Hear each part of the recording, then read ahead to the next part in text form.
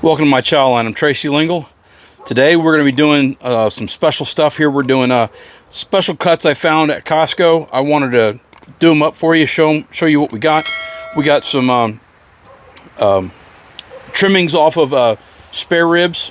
You know, when they're making St. Louis cut or they're making the other cuts, they trim some off. So these are little short rib sections. Really cool to use. There's still lots of good meat on those. So we're going to season those up real good and get them on for you.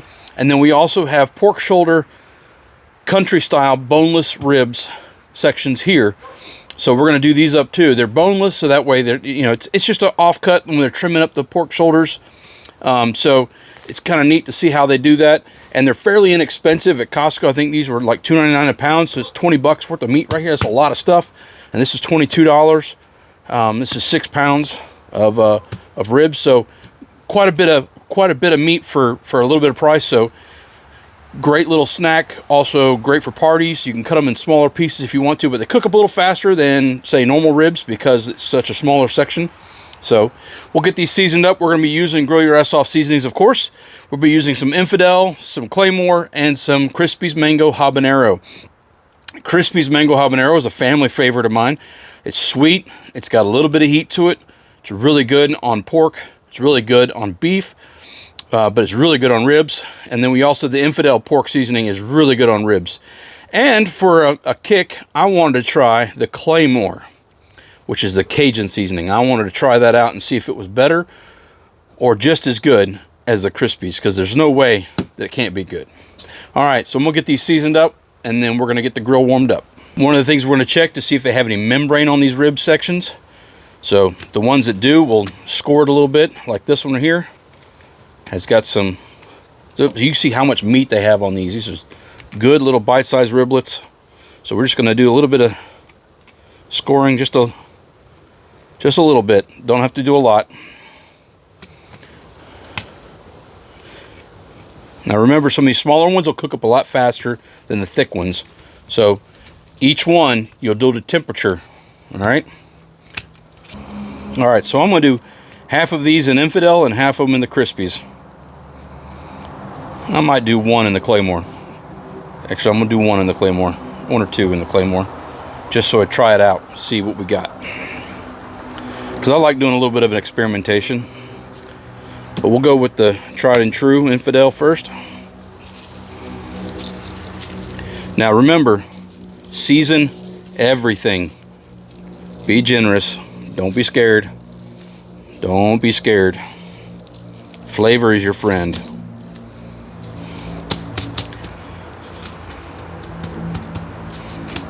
It's like money. It's never enough.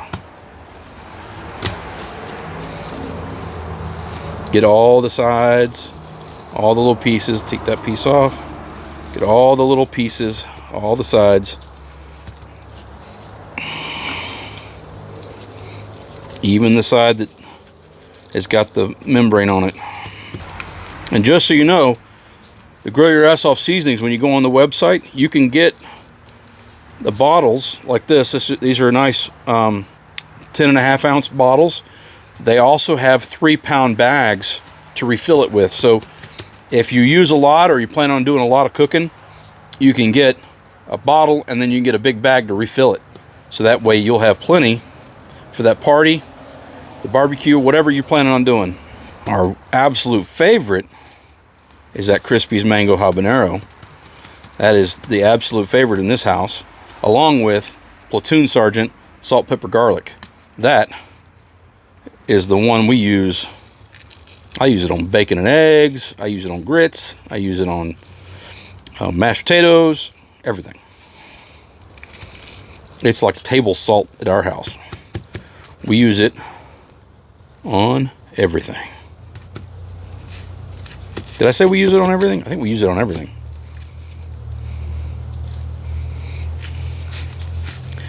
All right. Do some Crispies. And you'll notice a color difference in these, so it will be easy to distinguish them on the grill once they start cooking.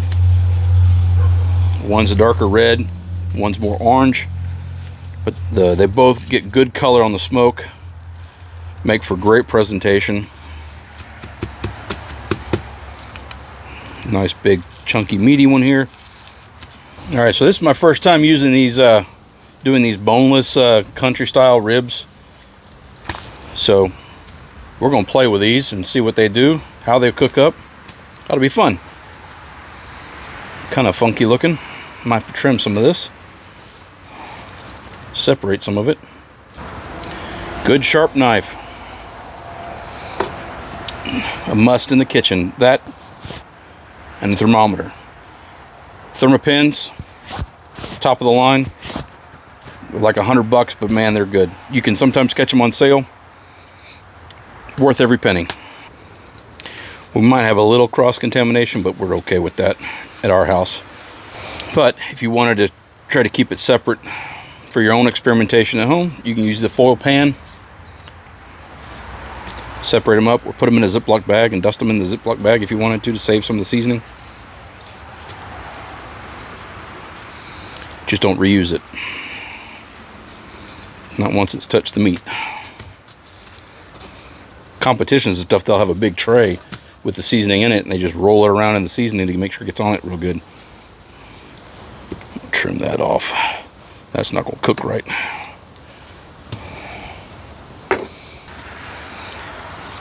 You can tell this Claymore's got a little more pepper in it. It's got some darker flakes in it. So that's a good sign you can see in it. Pepper's really good on the grill for smoke, adhesion, and for color and bark. And don't be scared of the seasonings. They're not going to hurt you. They'll just add some flavor. Alright, so we're going to let these kind of sweat it out a little bit. Get our smoker up to temp. We're going to be smoking this like we do with regular ribs. So you want about 275. 250 to 300 in that range. The colder you go, then the slower it's going to take, the longer it's going to take. The hotter you go, the faster it's going to. We're looking to get that good internal temperature of about 165, 175 before we wrap them or put them in a tray and put foil over the top of them and let them cook some more. Because we're going to be looking to get the internal temperature of these to about 196 to 200. That way they're nice and good and almost pull apart. We want it just right. So 196 is a good, get right to that edge. And we have to check them, and you'll also probe tender to check them. So if the probe goes in and it has any resistance, then it probably needs to go a little more. If probe goes in and just slides right in and slides right out like butter, then it's ready to come off. So, but that's going to be right in that 196. Each piece of muscle is going to be a little different. So some of these that are cut, these country rib styles, boneless country rib styles, they might actually probe tender 190, 195, 194, somewhere in there. So you're going to be, once you get them up to temp, close to that temperature, you can start probing them frequently. We'll see how they go after that. We'll try them out. So let's get the grill up to temp. I want to thank today's sponsors, Grill Your Ass Off Seasonings, grillyourassoff.com/mychowline for 10% off your order of spices, sauces, beer salts, accessories, all the stuff you need to get going on that barbecue journey. Find it at grillyourassoff.com/mychowline. Also, armedforces.press. Thank you, armedforces.press, for sharing our videos.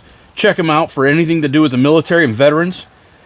Find out what's going on in Ukraine. Find out what's going on in Israel right now. Also, check out what's going on at the Air Force Academy. What's been up? What's going on? They got some crazy stuff going on. Also, new administration coming in. Check out. There's going to be lots of news coming up. armedforces.press. Back to your video. All right, we got them on the smoker. Smoker's up to temp. We have our Infidel here. We have our Crispy's Mango Habanero here. And then these are our Cajun Claymore ones right here. So we're going to let these ride. We'll check on them later, see what they look like. All right, so we're going pretty good here.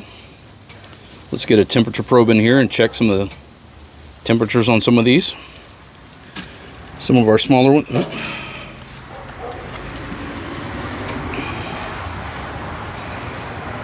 About 153 in the middle of that one. 153.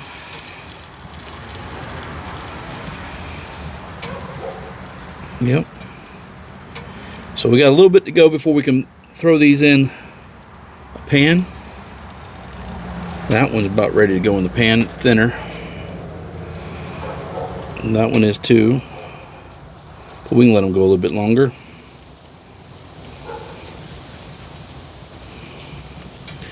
Looking good. All right, so now we're gonna make our rib glaze. We're gonna wrap our ribs up in full pans, short ribs, I should say. We're gonna make a simple butter, brown sugar, honey mixture. Then we're gonna put our ribs in these trays with that, and then cover them, let it heat up a little bit, shake them, and then let them continue to cook till they get to the 200 degrees. They're all right now 160 or better. So let's get this going.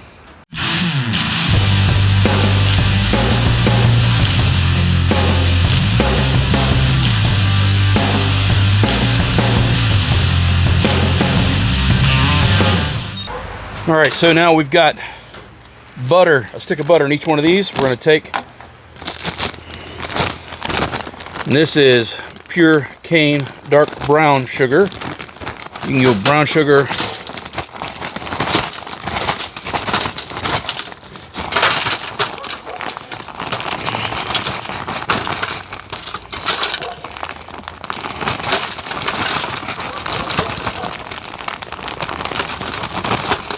all right, a little bit more in this one.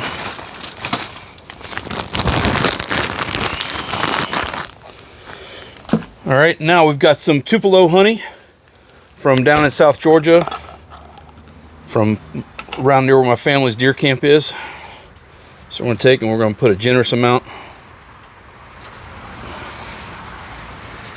in here.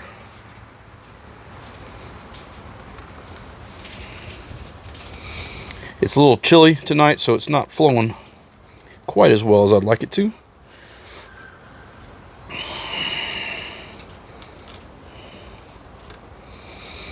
This is super good honey.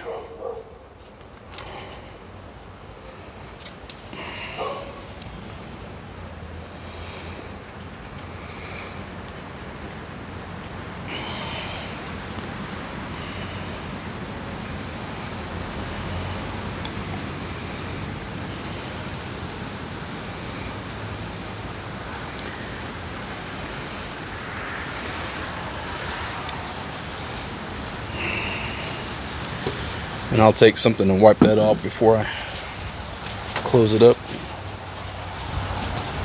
Get that later. All right, so now we're going to take and add our ribs to this, and then we'll put foil on it, put them back on the grill. All right, so we're going to make a side dish to go along with our short ribs and stuff. So what we're going to be doing is we're making potato skin chips to go with a cheese dip that we're making.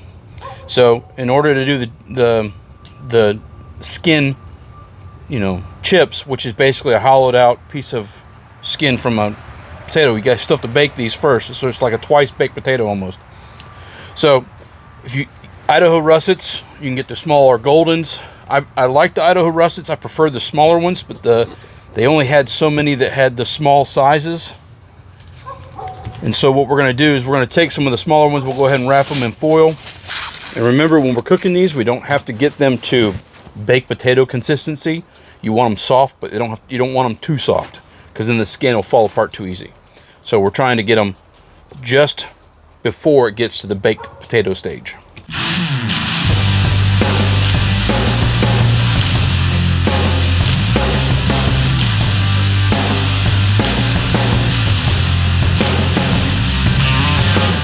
I'm with my cup. Now, if you don't have the grill space, you don't have an extra grill for all this while you're cooking your main protein, you can definitely stick them in the oven, bake them that way. You can boil them. Don't recommend cutting them first before you do that. That would cook them as well. But like again, you want them to get to the point. You want to leave the skins on, leave them whole, and be mindful of the different sizes. To pull the smaller ones first before you get all of the other ones out. I like wrapping them individually so I can pull them as I go. I'm going to put the bigger ones on first and let those get going for about 20-30 minutes before I add the smaller ones to the grill. So that's the idea. I'm going to try to keep my temperature of my grill right around 400 degrees. I'm going to put 2 burners on low and the other one on high, and let the temp get up, and then I'm going to turn the other ones off and let it kind of indirect heat and keep them hot. All right, so we're going to get started here with our cheese sauce that we're making up. So first thing we're going to do is we're going to start with some butter, good quality butter. We're going to take a little bit of heavy whipping cream. Just coat the bottom here. I am not using any measurements. This is all by feel, using feeling. And then I've got some cheddar jack cheese from Costco, shredded mild cheddar and Monterey Jack.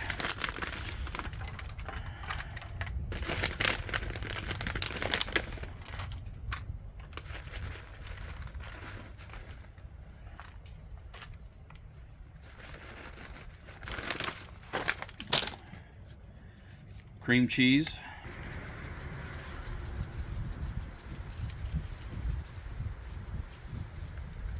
And we're going to add a little Ma Deuce steak seasoning.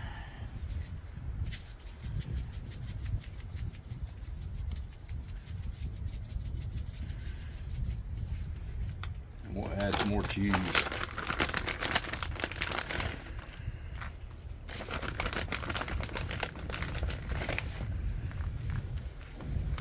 All right, we'll get that set aside, and we'll get that on the grill. Get it kind of starting to melt down a little bit. We're going to start pulling our potatoes.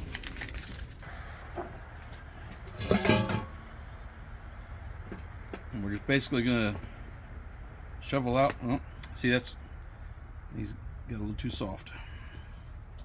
That's all right. That's why we have a bunch of them. So you want to take out as much of the inside of the potato as you can, and then let it set. Move on to the next ones. And we'll let them cool down a little bit, and then what we'll do is we'll stick them back on the grill, let them toast up. All right, so we got our grill on low. We're letting this cheese melt slowly. We don't want it to burn. So I've got this side burner off, so it's indirect heat, and just stirring it occasionally as it needs it. Add a little heavy cream if you need to. Add more cheese if it need to. If it's too thick, too thin, you want this to be very runny. You want this to be dipped. You want it to be very runny, like a queso, or even lighter than a queso, like a cheese sauce. So we might add a little more heavy whipping cream to that. But we're going to let it keep cooking. Welcome to my channel. I'm Erik Brazzale. Thank you so much for joining me. It's been awesome to meet you. I have not met you yet. I think you're part of the Round County Prepared Street team, but it's awesome to talk to you. You tell the people about yourself a little bit, where you come from and your time in service. Okay, my name's Erik Brazzale. I was born and grew up in Joliet, Illinois. And in '87, my dad used to work for Fermilab, but his boss was helping build Jefferson Lab down here in Newport News. And he asked my dad if he wanted a job there, seeing that my mom's from here. And actually, the house that I'm in is the house that my mom grew up in. So in '87, moved down here to Virginia, and in '89, turned around and joined the military. Originally went in as 19 Delta Cav Scout. In '92, I re-enlisted and went airborne infantry. So then I went to jump school and infantry school, and was assigned to 373 in 82nd Airborne for about a month. My boys were born prematurely, 3 months early. So they were special needs. So they moved me from 82nd to Fort Belvoir. And a year after I got there, I went ahead and got out because my wife at the time. So then I turned around, got on with the Suffolk Fire Department, and decided why waste my military time go in the National Guard. So I joined the Virginia National Guard, and the whole time I was in active duty, never left Conus. So I was always in the States. Watched Panama kick off. Or watched Bosnia and Djibouti. So all those conflicts go on, but never went anywhere. Went in the National Guard, figured, National Guard doesn't go anywhere. I'll be all right. So 9/11 kicked off, and next thing I knew, I was in the 1st 111th Field Artillery as an infantryman / scout. And then we got attached to 2nd 111th, which became 654th MP Company, which was slotted for Baghdad from January 2006 to January 2007. When we got to our FOB, which is FOB Union 3, it was right next to the Bath Party House. Our barracks were the bombed out Republican Guard barracks, and our chow hall was the Republican Guard's morgue that was converted. A morgue that was converted into a chow hall. Yep. Okay. That's I have so many questions. I wish I had answers. I just trying to visualize it. Was it a walk-in fridge where they kept all the bodies, or was it like drawers? Did they use that? Did they make those into the refrigeration for the food? When we got there, the chow hall was pretty much opened all up. So apparently all the containers that they had in there, they'd removed. Still had the drains in the floors and all that good stuff, but that is what it is. I would expect to see like one table over there with the where the body would lay out on it, and that's where they would cut meat up and stuff. Just a little remnant of it, so that way you can see it in the corner, remind you of what it was. We had contractors that were the cooks, and I think they were all from India. TCNs. And it cracked me up because St. Patrick's Day came along, and of course they decided they were going to do corned beef and cabbage, us Americans. And a buddy of mine was like, "Hey man, they're having corned beef and cabbage." And I'm like, "Dude, don't do it. Get the burgers." And he turned around and got the corned beef and cabbage. He's like, "Man, this is the worst corned beef and cabbage I've ever had." Yeah. Yeah, burgers be a whole lot easier to do than corn. There's so much involved with corned beef. Mm. Yeah, and when you have nothing against Indians, because I love Indian cooking, but when they try and do American type cooking, it just doesn't come out right. Well, that's the same could be said for a lot of Americans trying to do Indian food. It doesn't always come out right. Yeah, there's a lot in the technique. Yeah, that's true. Very true. That's the way to blood wings. As much as they hurt and suck, there's something there to that, especially when it comes from somebody like that. Yeah, and it's just, I don't know. I still believe in the tradition part. I mean, I know they can't do it anymore, or they're not supposed to. Let me put it that way.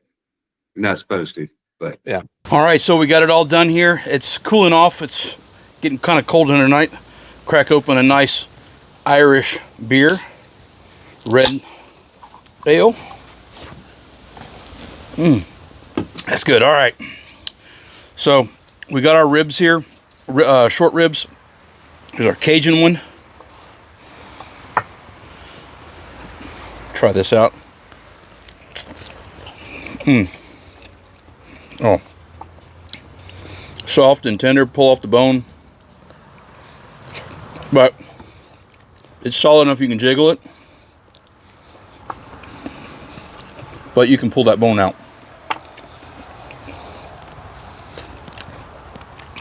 That's so good. That's so good. All right. Infidel.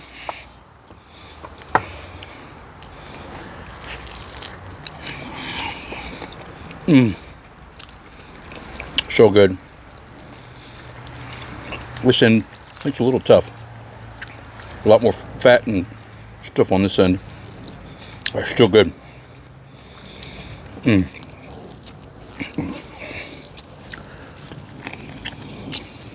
Okay.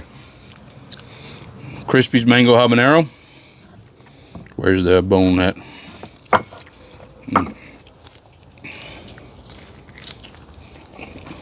Oh, that's good. Ooh, I love that. That heat.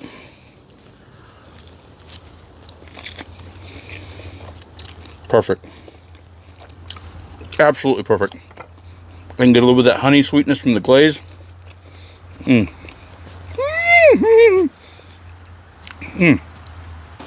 right. Now let's try our side.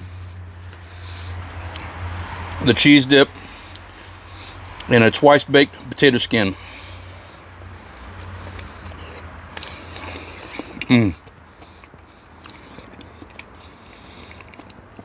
The outside of the skin is still got a little bit of a crunch to it because it's been baked again.